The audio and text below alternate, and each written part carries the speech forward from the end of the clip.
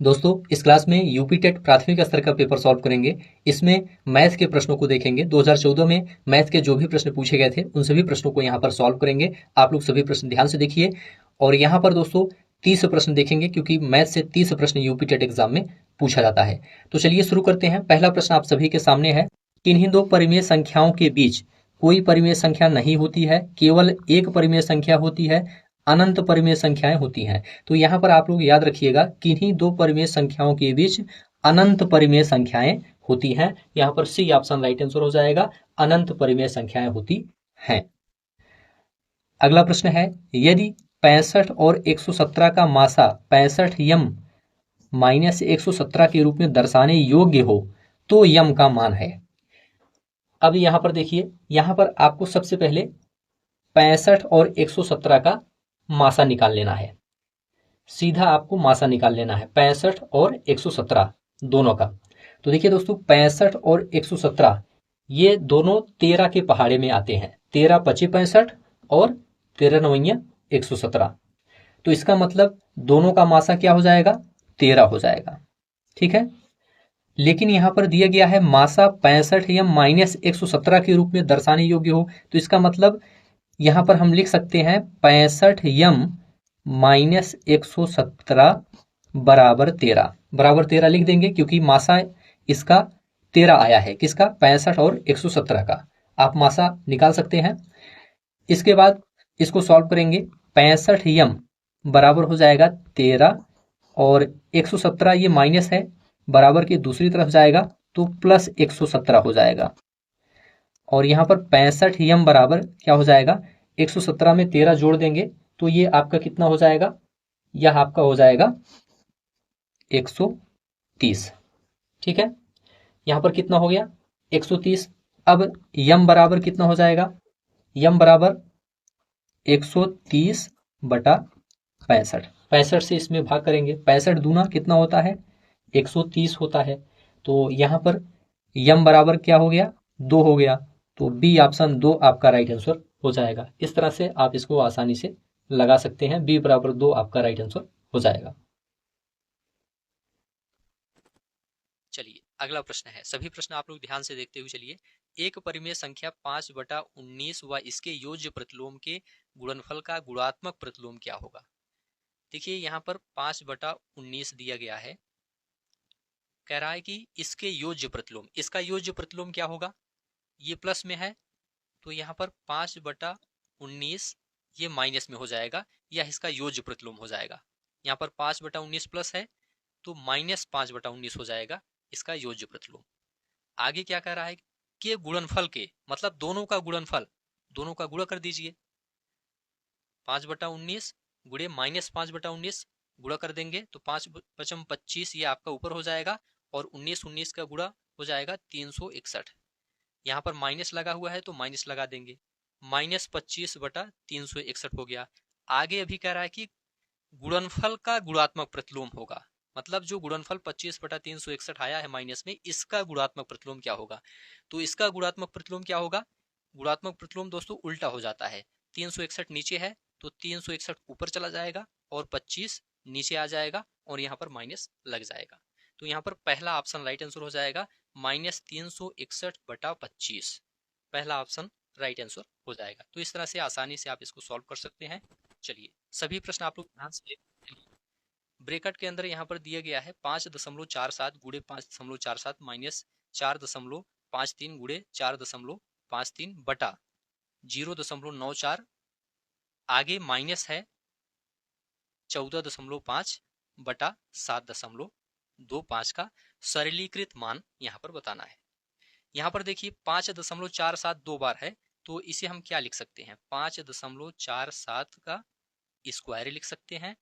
आगे माइनस है, माइनस लगाएंगे, फिर 4.53 है, इसका स्क्वायर लिख सकते हैं क्योंकि यहाँ दो बार लिखा गया है। और नीचे क्या है, 0.94 है तो 0.94, 0.94 यहाँ पर लिख देंगे। और आगे माइनस है, देखिए यहाँ पर 14.5 बटा 7.25 है, 7.25 से 14.5 में भाग करेंगे तो कितनी बार जाएगा, दो बार जाएगा। तो यहाँ पर क्या लिख देंगे, 2 लिख देंगे माइनस। ठीक है, अब यहाँ पर देखिए ऊपर 5.47 का स्क्वायर माइनस 4.53 का स्क्वायर, ये दोस्तों ए स्क्वायर माइनस बी स्क्वायर का रूप बन रहा है। और आपको पता है ए स्क्वायर माइनस बी स्क्वायर बराबर क्या होता है, ए प्लस बी एक ब्रैकेट में होता है, एक ब्रैकेट में ए माइनस बी होता है।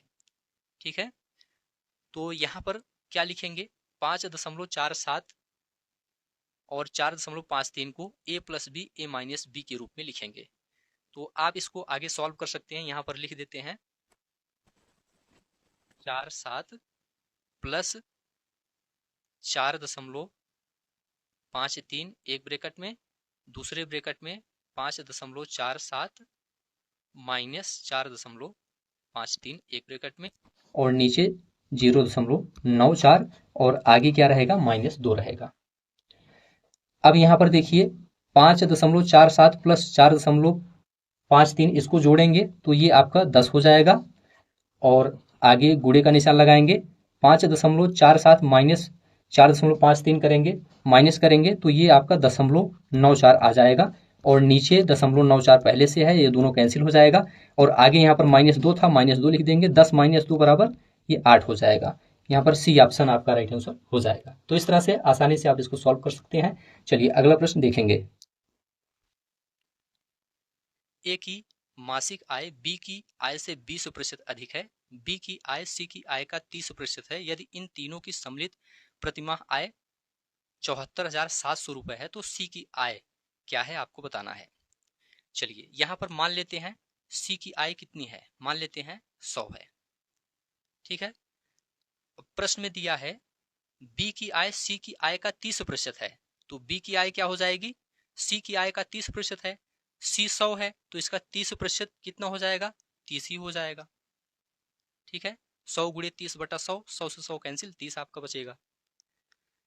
इसके बाद ए की आय बी की आय से 20% अधिक है, यहाँ पर सी 100 माना गया, बी आपका 30 आ गया। अब ए आपको निकालना है, ए बराबर यहाँ पर देखिए कह रहा है कि बी की आय से 20%, बी का कितना है 30 है, इसका 20% अधिक है ए, तो इसमें प्लस लिखेंगे 30 गुणे 20 बटा 100, 0 से 0 आपका कैंसिल हो जाएगा, और ये 3 दूनी 6 हो जाएगा, 30 6 36 हो जाएगा।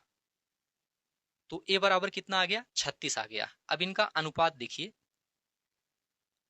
ए अनुपाते बी अनुपाते सी बराबर क्या हो जाएगा, ये आपका हो जाएगा, ए कितना आया है 36, 36 लिख देंगे, बी कितना आया है 30, 30 लिख देंगे, और सी कितना आया है 100 माना गया है, 100 लिख देंगे। अब इसका योग करेंगे, योग कितना यूनिट हो रहा है, 36, 30 और 100 का योग ये आपका 166 यूनिट हो रहा है। ठीक है, यहां पर दिया है तीनों की सम्मिलित प्रतिमाह आय 74,700 है, तो यहां पर 166 यूनिट बराबर 74,700 लिख सकते हैं। 166 यूनिट 74,700 है तो एक यूनिट कितना हो जाएगा, 74,700 में 166 से भाग कर देंगे, भाग करके देखिए कितना आता है, यह आपका आ जाएगा लगभग ये 450 आ जाएगा। एक यूनिट बराबर कितना आया, 450। हमने सी के लिए क्या माना है, 100 माना है, तो 100 यूनिट बराबर कितना हो जाएगा, 100 यूनिट बराबर क्या हो जाएगा, 450 गुणे 100 बराबर कितना हो जाएगा, 45,000 हो जाएगा। और 100 कितना माना गया है, किसका माना गया है, सी का, सी की आय 100 माना गया है, तो बराबर 45,000 आपका यहाँ पर राइट आंसर हो जाएगा, बी ऑप्शन 45,000। तो इस तरह से आप इसको सॉल्व कर सकते हैं, बी ऑप्शन आपका राइट आंसर हो जाएगा। चलिए अगला प्रश्न है, यदि झील की लंबाई और चौड़ाई क्रमशः 40 मीटर और 10 मीटर हो तथा इसमें 1200 घन मीटर पानी है तो झील की गहराई क्या है। झील की गहराई यहाँ पर आपको बताना है। देखिए दोस्तों, यहाँ पर 1200 घन मीटर पानी दिया गया है और झील की गहराई पूछा गया है, साथ में लंबाई और चौड़ाई भी दिया गया है, ऊंचाई नहीं दिया गया है, तो ऊंचाई को या गहराई को हम एच मान लेंगे। गहराई क्या है, एच है। तो झील का आयतन बराबर क्या हो जाएगा, लंबाई गुणे चौड़ाई गुणे गहराई। तो लंबाई कितना है 40 गुणे चौड़ाई आपका कितना है 10 गुणे गहराई को यच माना गया है। यच बराबर यहाँ पर 1200 घन मीटर दिया गया है, तो 1200 लिख देंगे इसको। तो यच बराबर क्या हो जाएगा, 1200 बटा 40 और 10, इसका गुणा कितना हो जाएगा, 400 हो जाएगा। तो यहाँ पर 400 लिख देंगे, 2 0 कैंसिल, 4 3 12। यच बराबर कितना आया, 3 मीटर आया। तो यहाँ पर सी ऑप्शन राइट आंसर हो जाएगा, 3 मीटर। चलिए अगला प्रश्न देखेंगे। यदि ए बी सी डी एक सम चतुर्भुज है तब, चलिए यहां पर मान लेते हैं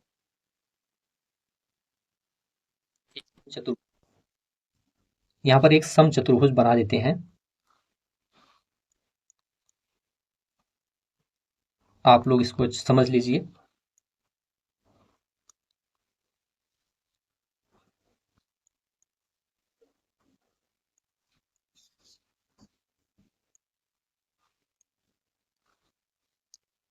चलिए ए बी सी डी एक समचतुर्भुज है, तब यहां पर आपको उत्तर बताना है। अब यहां पर आप देखिए,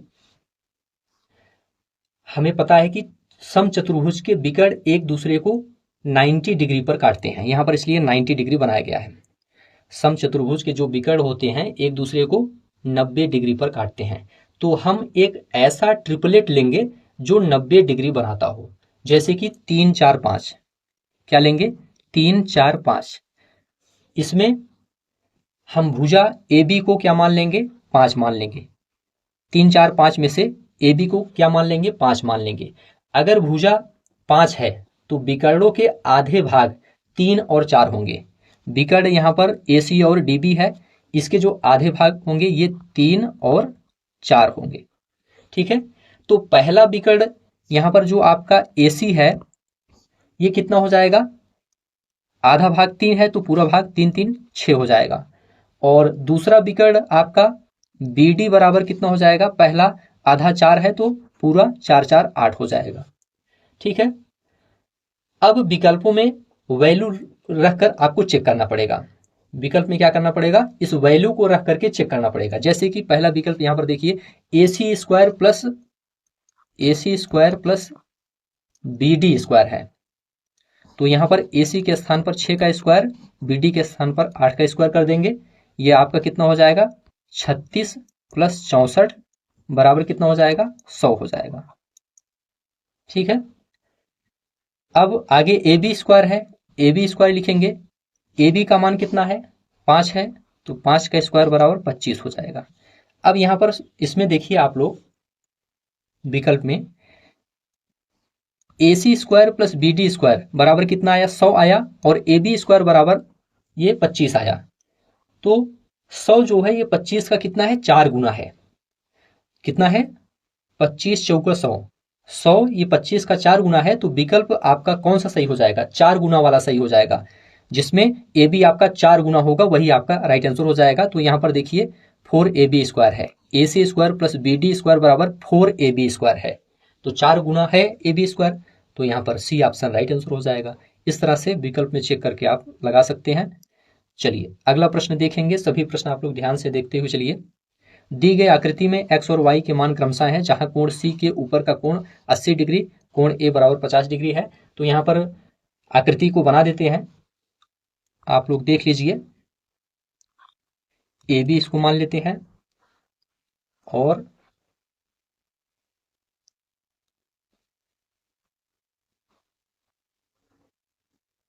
ये आपका सी हो जाएगा।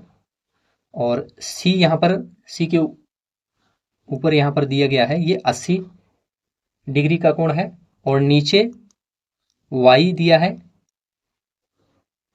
और ए कितना है, 50 दिया है, और यहाँ पर बी जो है ये यक्स है। यहाँ पर आपको यक्स और वाई का मान निकालना है।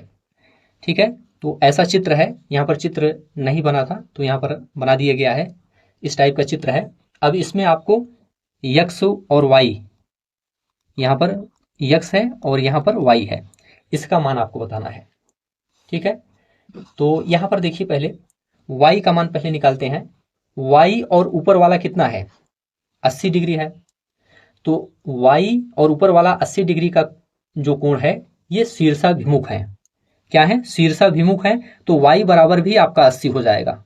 क्योंकि इसके ऊपर वाला कितना है 80 है, तो शीर्षाभिमुख कोण से दोनों बराबर होंगे तो 80 आपका यह भी हो जाएगा।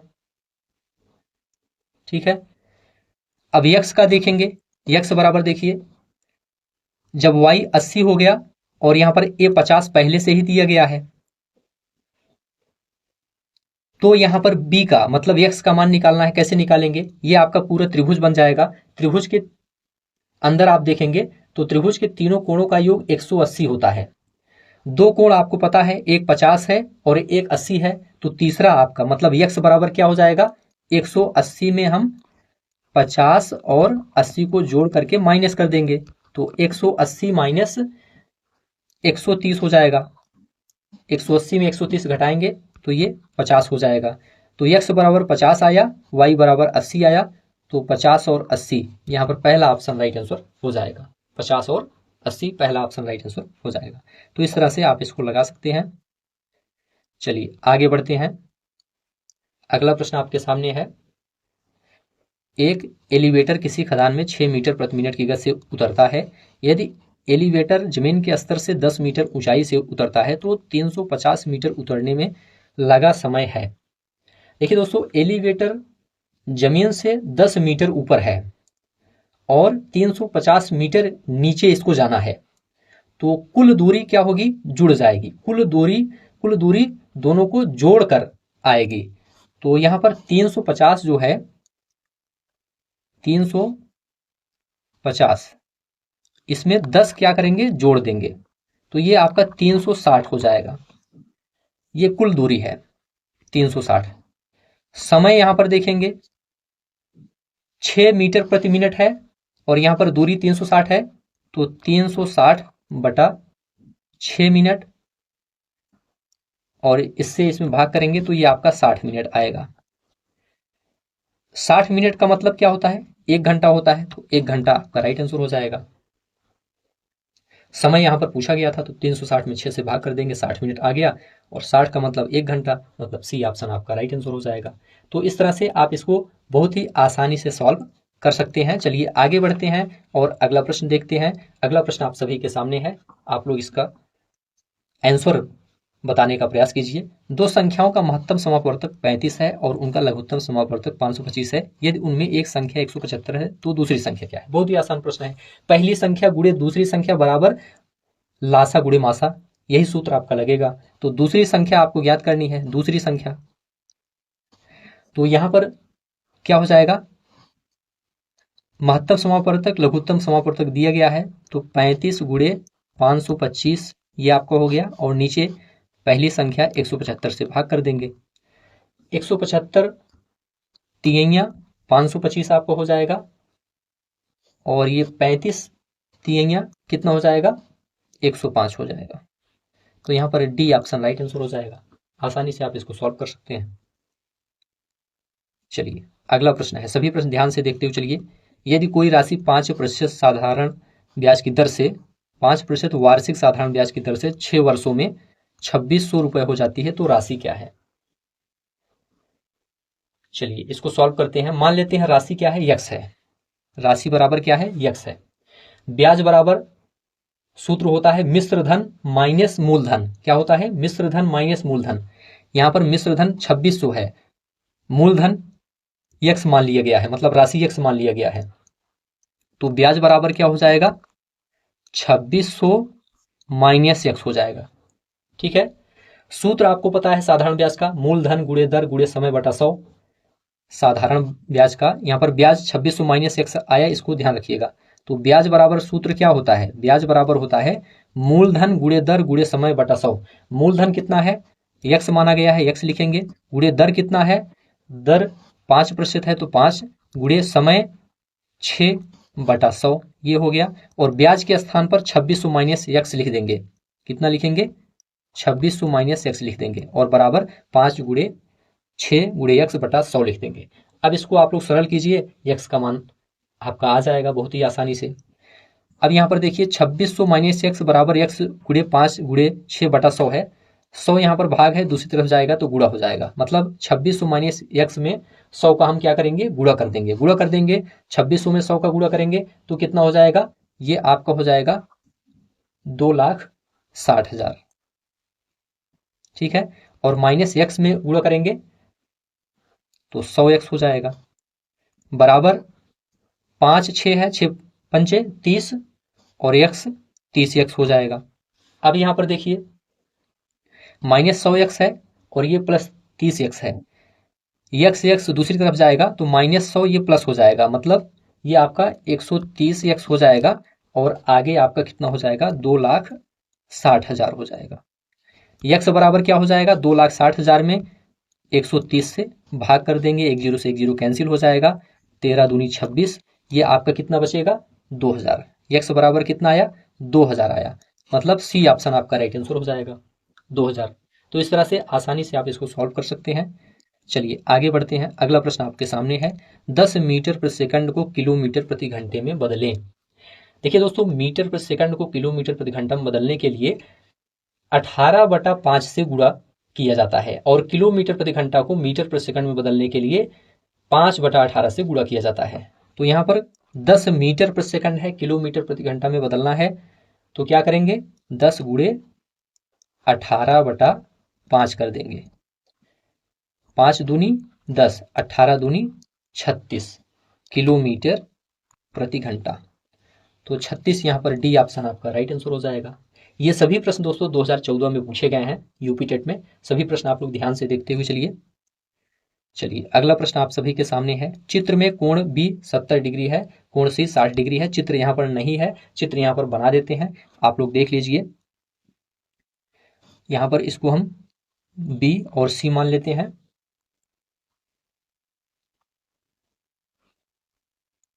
और यहाँ पर इसको ए मान लेते हैं। बी 70 यहाँ पर दिया है, यहाँ पर 70 लिख देंगे बी के आगे, और सी कितना दिया गया है, यहाँ पर देखिए 60 दिया गया है, यहाँ पर 60 लिख देंगे। ई बी सी का मध्य बिंदु है, यहाँ पर ई है, तथा एफ ए बी का मध्य बिंदु है, यहाँ पर ए बी का मध्य बिंदु एफ है, मतलब एफ और ई को यहाँ पर हम मिला देंगे। अब यहाँ पर कह रहा है कि कोण एफ ई बी ये वाला कोण आपको ज्ञात करना है। चलिए इसको सॉल्व करते हैं। देखिए दोस्तों, हमें पता है कि किसी त्रिभुज में त्रिभुज की किन्हीं दो भुजाओं के मध्य बिंदुओं को मिलाने वाली रेखा त्रिभुज की तीसरी भुजा के समानांतर होती है।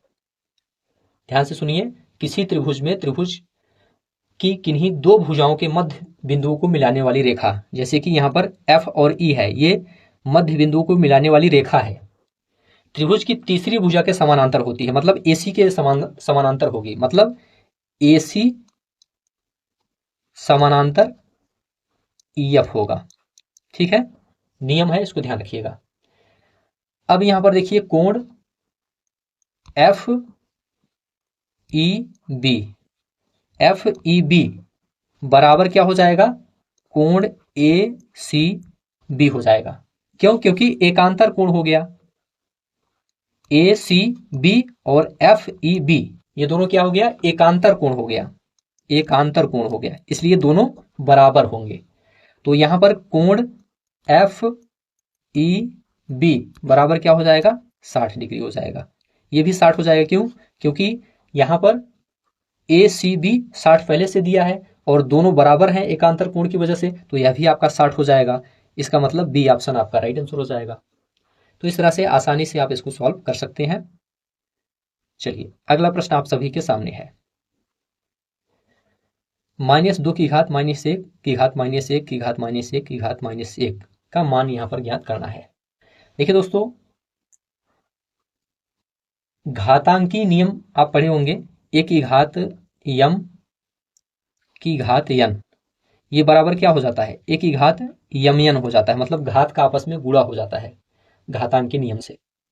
तो यहां पर जो घात लिखा गया है -1 इसका भी क्या करेंगे, घातांक के नियम से हम गुणा कर लेंगे। तो यहाँ पर -2 लिखेंगे और घात -1 गुणे -1 गुणे -1 गुणे -1 4 बार है, 4 बार लिख देंगे। अब बराबर -2 की घात, यहाँ पर 1 का गुणा 1 ही हो जाएगा, 4 बार करेंगे तो भी 1 आएगा, minus minus plus minus minus minus minus plus, मतलब +1 हो जाएगा घात। तो -2 की घात प्लस 1 का बराबर -2 ही होगा। तो यहाँ पर पहला ऑप्शन राइट आंसर हो जाएगा -2। तो इस तरह से आसानी से आप इसको सॉल्व कर सकते हैं। चलिए अगला प्रश्न देखेंगे। सभी प्रश्न आप लोग ध्यान से देखते हुए चलिए। किसी घनाभ की 3 संलग्न फलकों के क्षेत्रफल क्रमशः a metre square, b metre square, c metre square है, इसका आयतन होगा। देखिए दोस्तों, यहाँ पर विकल्प दिया गया है, यहाँ पर आपको इसका आंसर बताना है। जब आप तीनों क्षेत्रफल को गुणा करते हैं, जैसे कि यहाँ क्षेत्रफल दिया गया है ABC, जब आप तीनों क्षेत्रफल को गुणा करते हैं A गुणे B गुणे C, तो आपको क्या मिलता है? तो आपको मिलता है लंबाई गुणे चौड़ाई और चौड़ाई गुणे ऊंचाई और ऊंचाई गुणे लंबाई, मतलब LBBHHL आपको मिलता है। ठीक है, तो आयतन का संबंध L गुणे B गुणे H के बराबर है। यहाँ पर L गुणे B गुणे H के बराबर है आयतन का संबंध, यानी V स्क्वायर के ये बराबर है। V स्क्वायर के ये बराबर है। V स्क्वायर बराबर ABC हम लिख सकते हैं। इसको क्या लिख सकते हैं? ABC लिख सकते हैं, और V बराबर √ABC लिख सकते हैं, और यही आपका राइट आंसर हो जाएगा, √ABC। यहां पर C ऑप्शन राइट आंसर हो जाएगा। ध्यान से समझ लीजिए, यहां पर जब आप तीनों क्षेत्रफल को गुणा करते हैं, जैसे A गुणे B गुणे C करते हैं, तो आपको क्या मिलता है? लंबाई गुणे चौड़ाई, चौड़ाई गुणे ऊंचाई और ऊंचाई गुणे लंबाई, मतलब LBBHHL आपको मिलता है। ठीक है, और आयतन का संबंध यह L गुणे B गुणे H के बराबर है। यह संबंध किसके बराबर है? L गुणे B गुणे H के बराबर है, मतलब V स्क्वायर के ये बराबर है, इसके V स्क्वायर के बराबर है, V स्क्वायर के। तो यहाँ पर ABC बराबर V स्क्वायर लिख सकते हैं, तो V स्क्वायर या V बराबर स्क्वायर हट जाएगा, तो √ABC आपका हो जाएगा। तो यहाँ पर C ऑप्शन राइट आंसर हो जाएगा। अगला प्रश्न है, यदि संख्या 6, 2, 5, 3, 2, 9, 1, 5 A 6 से पूर्णतः विभाज्य है, तो A के स्थान पर सबसे बड़ा अंक होगा। देखिए दोस्तों, कोई संख्या 6 से तभी कटेगी जब वह 2 और 3 दोनों से कटे, इसे आप लोग ध्यान रखिएगा। और 2 का नियम क्या है? 2 का नियम आखिरी सम होना चाहिए। तो A के स्थान पर क्या होना चाहिए? सम संख्या कोई होनी चाहिए। यहाँ पर 5 है, ये तो गलत हो जाएगा। यहाँ पर 9 है, ये भी गलत हो जाएगा। अब विकल्प से इसको सॉल्व करेंगे। 6 और 8 बचा है, इसमें से ही कोई एक आंसर है। 3 का नियम क्या है? अंकों का योग 3 से कटना चाहिए। किससे कटना चाहिए? 3 से कटना चाहिए। चलिए इनका योग करेंगे, जो संख्या दी गई है यहाँ पर, तो इनका योग कितना हो जाएगा? इनका योग करिए, इनका योग करने पर ये आपका 33 आ जाएगा। कितना आएगा? 33। अब 33 में आप देखिए 6 जोड़कर देखिए, मतलब A के स्थान पर आप 6 मान करके देखिए। 33 6, ये कितना हो जाएगा? 33 और 6, ये आपका 39 हो जाएगा। ये 3 से 3 एक कम 3, 3 3 9, ये 3 से कट जाएगा। और यदि 8 रखेंगे, 33 प्लस 8, तो ये आपका कितना हो जाएगा? 41 हो जाएगा। ये 3 से नहीं कटेगा, तो इसका मतलब आपका राइट आंसर यही 6 वाला ही होगा। बी ऑप्शन ही आपका राइट आंसर हो जाएगा। यहां पर A के स्थान पर क्या होगा? 6 होगा। बी ऑप्शन आपका राइट आंसर हो जाएगा, तभी ये पूरी तरह से 6 से पूर्णतः विभाज्य होगा।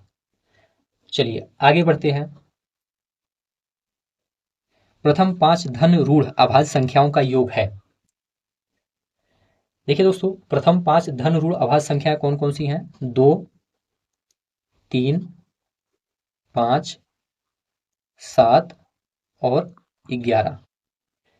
इनका योगफल आपको बताना है, तो जोड़ दीजिए, प्लस प्लस प्लस प्लस, सभी को जोड़ देंगे तो ये आपका कितना हो जाएगा? 28 हो जाएगा।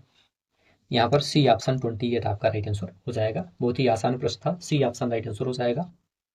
चलिए अगला प्रश्न है, जतिन और प्रिया के पास मिलाकर 41 रुपए है। जतिन के पैसे का 1/4 प्रिया के पैसों के 1/7 से 2 रुपए अधिक है, प्रिया के पास है। अब इस प्रश्न को भी हम विकल्प से सॉल्व करेंगे।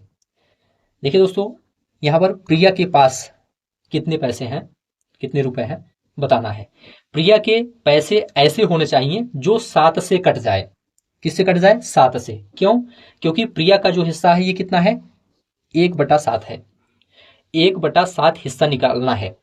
तो विकल्प यहां पर देखिए 7 त्रिक 21, ये देखिए सी वाला देखेंगे, इससे हम इसको सॉल्व करेंगे। अगर प्रिया के पास 21 रुपए है तो जतिन के पास कितना हो जाएगा? प्रिया के पास मान लीजिए 21 रुपए है तो जतिन के पास कितना हो जाएगा? टोटल 41 है तो 41 माइनस 21 कर देंगे, ये आपका 20 बचेगा। 20 रुपए जतिन के पास 20 रुपए बचेगा। अब यहां पर शर्त चेक करेंगे। जतिन का 1/4 हिस्सा, जतिन का 20 आया है तो इसका 1/4 तो 20/4 मतलब 5 आ जाएगा। और प्रिया का 1/7 हिस्सा, प्रिया का 1/7 हिस्सा, प्रिया का 21 है तो 21/7 कर देंगे, 7 त्रिक 21, 3 आ गया। अब दोनों का अंतर देखेंगे क्योंकि यहां पर दिया गया है अंतर 2 अधिक है तो 5 माइनस 3 करेंगे बराबर 2। बिल्कुल सही अंतर 2 आ रहा है, इसका मतलब 21 ही आपका राइट आंसर हो जाएगा, सी ऑप्शन। तो इस तरह से विकल्प से आप इसको सॉल्व कर सकते हैं। चलिए आगे बढ़ते हैं। अगला प्रश्न आप सभी के सामने है। यदि एक वृत्त की परिधि 44 सेंटीमीटर है तो उसका क्षेत्रफल होगा। देखिए दोस्तों, वृत्त की परिधि का सूत्र क्या है? 2πr है। 2πr बराबर 44 लिख देंगे। 2 गुणे पाई का मान 22/7 लिखेंगे, गुणे r लिखेंगे बराबर 44। तो r बराबर क्या हो जाएगा? 44 गुणे 7 ऊपर चला जाएगा, नीचे 22 गुणे 2 आ जाएगा। 22 दूनी 44, 2 से 2 कट जाएगा, ये 7 आ जाएगा। त्रिज्या कितना आया? 7 सेंटीमीटर आया। लेकिन यहाँ पर क्षेत्रफल पूछा गया है तो वृत्त का क्षेत्रफल का सूत्र क्या होता है? आप सभी को पता है, पाई r स्क्वायर होता है। पाई का मान 22/7 है, r का मान 7 आ गया है तो 7 गुणे 7 यहाँ पर लिख देंगे r स्क्वायर के स्थान पर। 7 से 7 कैंसिल, 22 सत्ते कितना होता है? ये आपका 154 होता है। 154 सी ऑप्शन आपका राइट आंसर हो जाएगा, 154 वर्ग सेंटीमीटर। तो सी ऑप्शन राइट आंसर हो जाएगा। चलिए अगला प्रश्न देखेंगे। 2 अंकों वाली संख्या के दोनों अंकों का योग 7 है। यदि संख्या में 27 जोड़ दिया जाए तो अंकों का क्रम उलट जाता है, वह संख्या क्या है? इसको भी विकल्प से ही सॉल्व करेंगे। देखिए 2 अंकों वाली संख्या के दोनों अंकों का योग 7 है। अब यहाँ पर पहला विकल्प देखिए, दोनों अंकों का योग 7 हो रहा है कि नहीं? 5 2 7 बिल्कुल हो रहा है। दूसरे में भी 5 2 7, तीसरे में भी 4 3 7, चौथे में भी 4 3 7। अब आगे चेक करेंगे, यदि संख्या में 27 जोड़ दिया जाए। पहले विकल्प में देखते हैं, यदि इसमें हम 27 जोड़ देते हैं तो कितना होता है? तो अंकों का क्रम उलट जाता है। 27 जोड़ने के बाद देखिए इसका क्रम उलटता है कि नहीं? उलट जाएगा, तो यही आंसर हो जाएगा। तो 7 5 12 की 2 हासिल 1, 2 2 4 1 5, 52 हो गया। 25 था 52 हो गया, मतलब 2 5 था और 5 2 हो गया, क्रम इसका उलट गया। इसका मतलब यही आपका राइट आंसर हो जाएगा, पहला ऑप्शन। यहां पर 25 आपका राइट आंसर हो जाएगा। चलिए आगे बढ़ते हैं। किसी दिए गए आंकड़ों के लिए बारंबारता 5 को टेली चिन्ह में निरूपित करते हैं। 5 को, तो इसमें राइट आंसर क्या हो जाएगा? यहां पर देखिए बी ऑप्शन में देखिए, यहां पर 4 लाइन है, बीच में एक लाइन ऐसे होनी चाहिए, मतलब 1 2 3 4, इसके बाद ये 1 5, ये 5 बारंबारता 5 को टेली चिन्ह के रूप में इसी प्रकार से निरूपित करेगा। तो यहां पर यही आपका राइट आंसर हो जाएगा। ठीक है, बी ऑप्शन में, ये गलत है, बी ऑप्शन आपका राइट आंसर हो जाएगा। इस तरह से निरूपित किया जाएगा। चलिए आगे बढ़ते हैं। 2 सह अभाज्य संख्याओं का महत्तम समापवर्तक होगा। देखिए दोस्तों, 2 सह अभाज्य संख्याओं का महत्तम समापवर्तक सदैव 1 होता है। याद रखिएगा कितना होता है? सदैव 1 होता है। तो यहां पर बी ऑप्शन आपका राइट आंसर हो जाएगा। चलिए अगला प्रश्न है। 1715.271 में 7 के स्थानीय मानों का अंतर बताना है। पहला स्थानीय मान 7 का क्या हो जाएगा? 7 गुणे इकाई दहाई सैकड़ा, सैकड़े के स्थान पर है तो 7 गुणे 100 कर देंगे, ये आपका 700 हो जाएगा। ठीक है, अब दूसरे 7 का, यहाँ पर दशमलव के बाद जो 7 लिखा गया है इसका मान निकालेंगे। देखिए दोस्तों, दशमलव के बाद जो स्थान निकाला जाता है वह इस तरह से होता है, जैसे कि पहला दशमलव के बाद जो है ये आपका दशांश हो जाएगा। दशांश का मतलब 1/10। दूसरा जो हो जाएगा दशमलव के बाद यह आपका क्या हो जाएगा, यह शतांश हो जाएगा। शतांश का मतलब 1/100। इसके बाद तीसरा आपका 1/1000। इस तरह से आपका बढ़ता जाएगा। तो यहाँ पर दशमलव के बाद दूसरे स्थान पर 7 है तो यहाँ पर क्या हो जाएगा, यहाँ पर हम लिखेंगे 7/100। 100 से इसमें भाग कर देंगे, 7 में दशमलव लगाएंगे 70 बन जाएगा, भाग नहीं जाएगा, जीरो लगाएंगे 700 हो जाएगा, फिर 7 बार जाएगा तो 0.07 आपका आ गया। दशमलव के बाद जो 7 है उसका स्थानीय मान। अब इसका अंतर आपको बताना है, तो पहला 700 आया है, इसमें हम घटा देंगे 0.07 को। घटा कर देखिए कितना आता है, ये आपका आ जाएगा 699.93। यहाँ पर डी ऑप्शन राइट आंसर हो जाएगा। चलिए आगे बढ़ते हैं, अगला प्रश्न देखेंगे। सभी प्रश्न आप लोग ध्यान से देखते हुए चलिए। भिन्नों का योग पढ़ाते समय शिक्षक को नीचे दी गई एक त्रुटि ज्ञात हुई, 1/2 + 1/3 बराबर 2/5। इस स्थिति में शिक्षक को उपचारात्मक कार्य के रूप में क्या करना चाहिए? आप लोग बताइए क्या करना चाहिए। लघुत्तम समापवर्त की अवधारणा को समझने में बच्चों की सहायता करनी चाहिए, पहला ऑप्शन राइट आंसर हो जाएगा। लघुत्तम समापवर्त की अवधारणा को समझने में बच्चों की सहायता करना चाहिए। माप की अवधारणा विकसित करने हेतु अपनाए गए निम्नलिखित कार्यों को क्रम से लगाइए। तो यहां पर क्रम से लगाना है माप की अवधारणा विकसित करने के लिए। तो सबसे पहले क्या आएगा, सबसे पहले दोस्तों यहां पर आएगा शिक्षार्थी सरल अवलोकन द्वारा वस्तुओं को सत्यापित करें। सबसे पहले ये आपका आएगा तीसरा। ठीक है, इसके बाद शिक्षार्थी लंबाई मापने के लिए अमानक इकाइयों का प्रयोग करें। मानक इकाई का प्रयोग नहीं करना है, अमानक इकाई का प्रयोग करना है, तो दूसरा आ जाएगा। इसके बाद शिक्षार्थी लंबाई मापने के लिए मानक इकाइयों का प्रयोग करेंगे, अमानक के बाद मानक का प्रयोग करेंगे, तो यहाँ पर पहला आ जाएगा। और इसके बाद शिक्षार्थी मीटरी इकाइयों के बीच के संबंधों को समझते हैं, तो यहाँ पर चौथा आ जाएगा। तो 3, 2, 1, 4 आपका राइट आंसर हो जाएगा। इसमें कौन सा विकल्प होगा, 3, 2, 1, 4, 3, 2, 1, 4 डी ऑप्शन राइट आंसर हो जाएगा। एक अच्छा गणितज्ञ होने के लिए जरूरी होता है, क्या जरूरी होता है, सभी अवधारणाओं को समझना, लागू करना और उनमें संबंध बनाना जरूरी होता है। यहाँ पर डी ऑप्शन राइट आंसर हो जाएगा। क्षेत्रफल की अवधारणा से परिचित कराने के लिए शिक्षक से शुरुआत कर सकता है। किससे शुरुआत कर सकता है, ऑप्शन आप सभी के सामने है। भिन्न आकारों की आकृतियों का क्षेत्रफल ज्ञात करने के लिए सूत्रों को स्पष्ट करना, सूत्रों से शुरुआत नहीं करना है। हथेली, पत्ते, नोटबुक आदि से विभिन्न वस्तुओं की सहायता से किसी आकृति के क्षेत्रफल की तुलना करना, बिल्कुल सही है। हथेली का प्रयोग करना है, पत्ते, नोटबुक का प्रयोग करना है। ठीक है, यहां से आपको शुरुआत करना है, तो बी ऑप्शन राइट आंसर हो जाएगा। ईएफ एक वृत्त की जीवा है। चलिए यहां पर एक वृत्त बना देते हैं। ठीक है, यहां पर ईएफ, ई और एफ एक वृत्त की जीवा है जिसकी लंबाई 10 सेंटीमीटर है। इसकी लंबाई कितनी है जीवा की, ये 10 सेंटीमीटर है।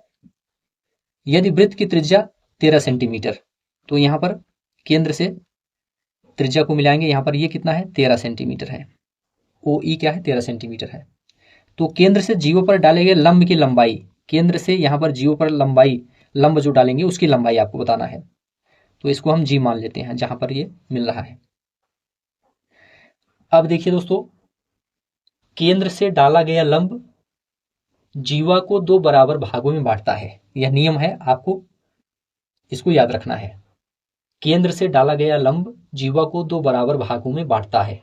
तो यहां पर जो जीवा 10 है ये इसको 5-5 में डिवाइड कर देगा, किसमें 5-5 में डिवाइड कर देगा, ईजी और जीएफ इस तरह से। अब आपको ओजी का मान ज्ञात करना है, लंब आपको ज्ञात करना है। एक प्रकार से देखा जाए तो लंब का स्क्वायर बराबर क्या हो जाएगा, ओ ई कर्ण का स्क्वायर माइनस ईजी आधार का स्क्वायर। तो यहां पर ओजी स्क्वायर बराबर हो जाएगा रूट के अंदर 13 का स्क्वायर माइनस 5 का स्क्वायर बराबर 13 13 में 169, 5 पचम 25 बराबर 144 रूट में आ जाएगा। तो OG बराबर 144 का वर्गमूल 12 हो जाएगा। तो 12 यहाँ पर 12 सेंटीमीटर, पहला ऑप्शन राइट आंसर हो जाएगा। चलिए अगला प्रश्न है, यदि किसी वर्ग के विकर्ण को दोगुना कर दिया जाए तो उसका क्षेत्रफल होगा। यदि किसी वर्ग के विकर्ण को 2 गुना कर दिया जाए तो उसका क्षेत्रफल होगा। देखिए दोस्तों, यदि भुजा या विकर्ण n गुना होते हैं तो क्षेत्रफल n स्क्वायर गुना हो जाता है। यहां विकर्ण को 2 गुना किया गया है तो परिणाम या फिर क्षेत्रफल क्या हो जाएगा, 2 का स्क्वायर बराबर 4 गुना हो जाएगा। कितना हो जाएगा, 4 गुना हो जाएगा। तो यहां पर दिए गए वर्ग के क्षेत्रफल का 4 गुना आपका राइट आंसर हो जाएगा, पहला ऑप्शन। चलिए आगे बढ़ते हैं। जब राजन के सामने इबारती समस्याएं आती हैं तो वह प्रायः पूछता है मैं जमा करूं या घटा, मैं गुणा करूं या भाग। इस तरह के प्रश्न क्या बताते हैं, राजन जोड़ और गुणा नहीं कर सकता, ये तो गलत हो जाएगा, ऐसा नहीं निष्कर्ष निकलता है। राजन कक्षा में बाधा डालने के लिए अवसर खोजता है, ये भी गलत है। राजन को भाषा समझने में कठिनाई होती है, ये भी गलत है। राजन संख्या संक्रियाओं को नहीं समझता। तो यहां पर राइट आंसर हो जाएगा डी ऑप्शन, राजन संख्या संक्रियाओं को नहीं समझता है। इस प्रश्न से यह निष्कर्ष निकलता है। तो यहां पर डी ऑप्शन राइट आंसर हो जाएगा। तो ठीक है दोस्तों, आज की इस क्लास को यहीं पर समाप्त करते हैं। उम्मीद है यह क्लास आपको अच्छा लगा है। अच्छा लगा है तो चैनल को सब्सक्राइब कीजिए, दोस्तों शेयर कीजिए और कमेंट में लिखकर जरूर बताइए। धन्यवाद।